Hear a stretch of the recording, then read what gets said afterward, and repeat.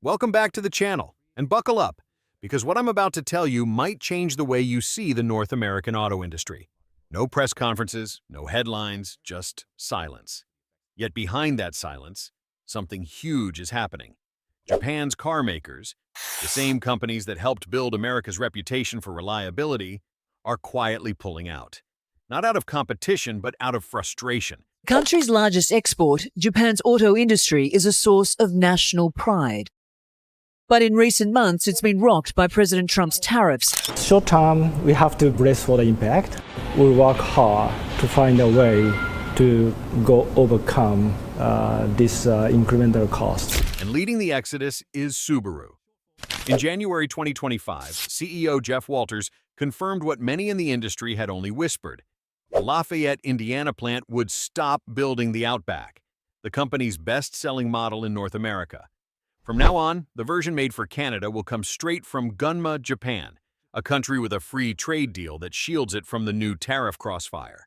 It's not just a production move, it's a statement. Subaru Canada has slashed imports from the US from 26% to just 10% in 1 year. The reason? Dual 25% tariffs, one from Washington, one from Ottawa. That made cross-border manufacturing, as one executive put it, economically impossible. In Japan, vehicles make up more than a quarter of US-bound exports, and around 8% of jobs are linked to the sector. It's the home of some of the world's biggest car makers. From Saturday, any cars produced there and sent to the US could face tariffs of 49%. I am afraid that there will be many suppliers that will suffer and go into the red if vehicle production volumes were to fall. So I think all of the suppliers will have to work very hard to survive. So what's really going on here? Is this just one company cutting losses? Or the first quiet signal that North America's auto future is moving north?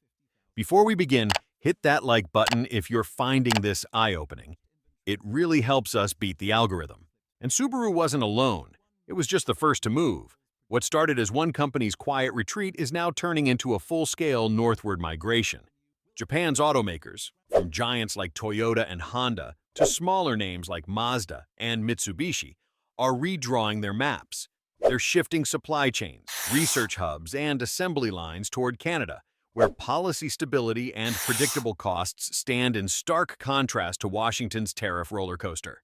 Industry analysts estimate that Japanese automakers are losing around $25 billion a year from U.S. tariffs alone, and Toyota bears roughly half of that weight. No wonder Ontario is suddenly becoming their new safe harbor. But it's not just abroad. In May, tariffs on parts are also triggered. Many cars made in the US still rely on foreign parts, meaning the price of every car is likely to get more expensive. And even if you don't need a new car, you'll likely pay more for tyres, brake pads and oil filters. Both Toyota and Honda are expanding hybrid and EV production capacity there, quietly positioning Canada as the next anchor for Asia's automotive ecosystem in North America. Even the smaller players are making their move. Mazda, Mitsubishi, and Subaru have begun relocating logistics and R&D operations to Toronto, a city increasingly seen as a neutral, low-risk gateway between Asia and the West. Economists now describe this as the quietest yet most strategic shift of 2025. Not a dramatic exodus, but a calculated redirection, a sign that corporations are no longer betting on proximity, but on predictability. If you've made it this far, you probably care. Consider subscribing to stay updated. And that shift is already reshaping Canada's industrial map. From Alliston to Cambridge, Ontario is experiencing a kind of economic déjà vu, a revival that echoes the 1980s, when Japanese automakers helped pull Canada out of a manufacturing slump. The same towns that once depended on American factories are now buzzing again, powered by Japanese investment and long-term industrial planning. Today, Ontario hosts 7 Japanese automotive plants, 5 producing light vehicles, 1 building engines, and another focused on trucks, supported by dozens of local parts suppliers. Together, they sustain roughly 30,000 direct jobs, not counting the many more in logistics, engineering, and component manufacturing. Over the decades, those plants have built more than just cars. They've built continuity. Japanese automakers have invested a cumulative $14.6 billion in Canada so far, And that number keeps climbing as companies redirect resources from the U.S. market. Since 1993, Canada has been a net exporter of Japanese-made vehicles, sending over 5.2 million cars to global markets. It's a remarkable transformation. What began as a contingency plan has evolved into an identity. With its open trade policies, political steadiness, and strong industrial base, Canada has quietly become the North American hub of Japan's automotive industry. But behind this industrial revival lies a deeper mechanism, one that few in Washington seem to anticipate. Trump's tariff strategy was designed to protect American manufacturing. Yet, in practice, it created a perfect economic corridor for others, especially the Japan-Canada alliance, to thrive. By imposing 25% tariffs on steel, aluminum, vehicles, and parts, the U.S. effectively made it more expensive to build cars on its own soil than to assemble them just across the border.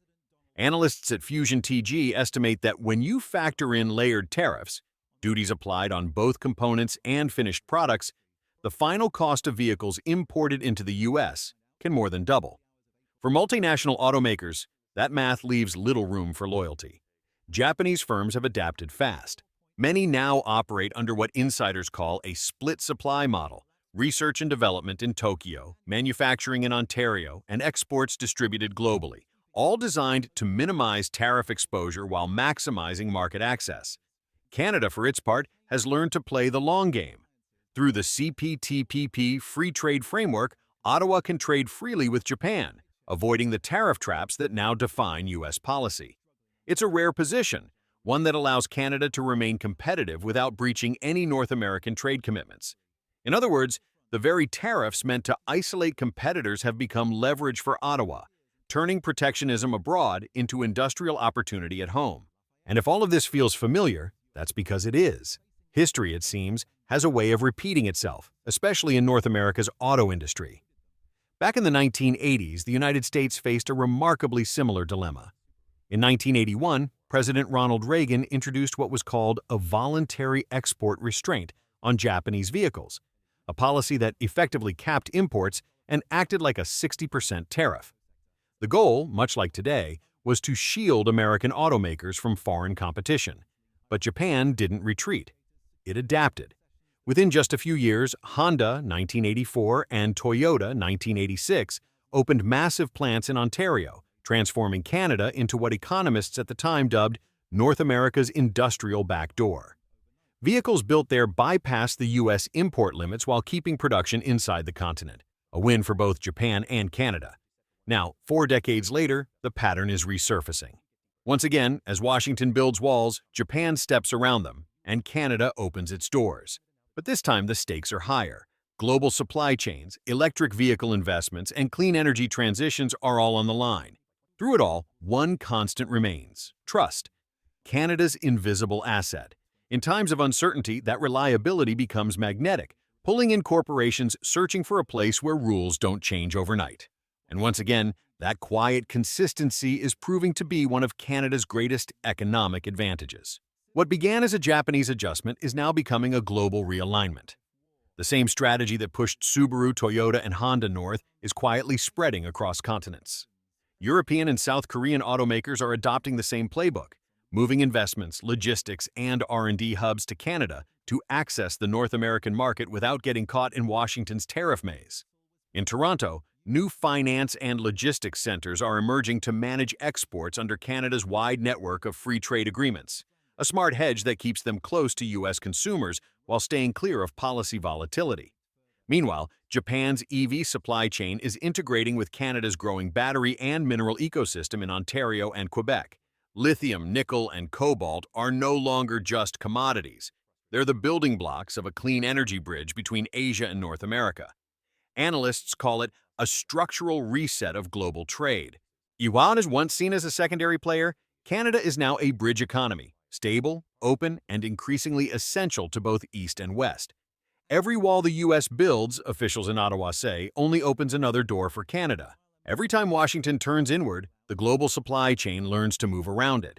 And Canada seems to be where that detour ends. Companies aren't abandoning the United States out of hostility. They're leaving because unpredictability is now the greatest cost of all. In contrast, Canada's strategy of predictability over power is paying off. Through steady trade policy and multilateral engagement, it's quietly becoming what some analysts call the silent winner of protectionism. The Japanese auto shift is just the first wave. If trends hold, the next could come from electronics, renewable energy, and high-tech manufacturing, industries where consistency and long-term policy matter more than slogans. And as global investors search for reliability in an era of tariffs and tension, Canada's open-door approach may prove to be its most valuable export of all. Because the deeper question isn't about cars or tariffs, it's about direction. If Japan has already chosen Canada, who's next? And could America First be quietly transforming into America Left Behind?